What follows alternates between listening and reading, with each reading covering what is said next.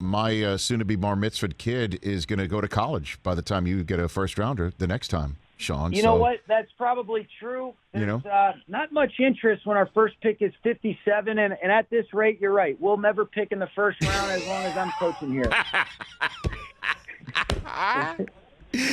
It's, hey, smoke them if you got them. Well, let's get to the reason why you don't have first-round picks in the next two drafts as we're getting set for this year's draft. What did you see in Matthew Stafford that made you think this is a perfect fit for what I'm seeing the Los Angeles Rams doing on offense for a while to come? Yeah, I think he's a special competitor, Rich.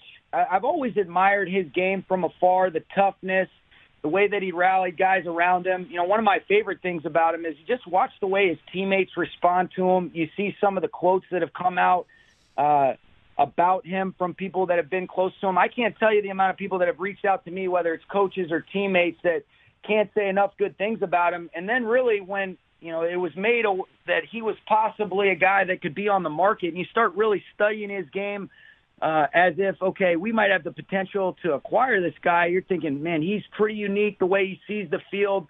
Obviously, all the ability in the world in terms of being able to change the platform to make the throws. And then as you get to know him, you can't help but love the guy, and you see why people speak the way they do about him. And I am, fired up, to say the least, to get a chance to work with him. Well, one thing he didn't have in Detroit is a consistent running game.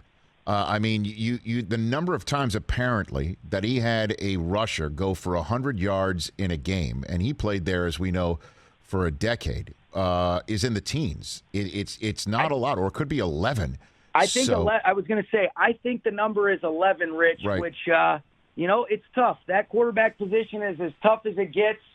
And, I do think, to hopefully be able to be a little bit more balanced, be able to alleviate some of the stress, but he can certainly do some unique things in those known passing situations. And fired up, man, real fired up. So what exactly, if you could just dive a little bit into the X's and O's, do you think he can do at the quarterback position that makes your system, if you will, hum in a manner that maybe we hadn't seen in the last couple of years? What is that? Yeah, I would say this, Rich. Jared has done so many great things for us. So, I don't necessarily know if it's, what hasn't been done. I think it's what Matthew brings to the table.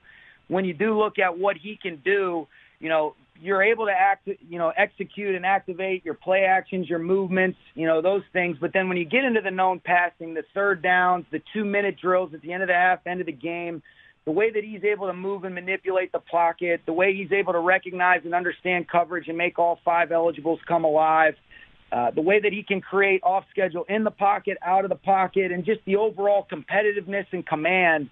Those are the things that I think he brings to the table. When you're really playing that position, when you're asked to get through progressions, recognize, read, solve problems protection-wise, you're seeing him do a lot of those things.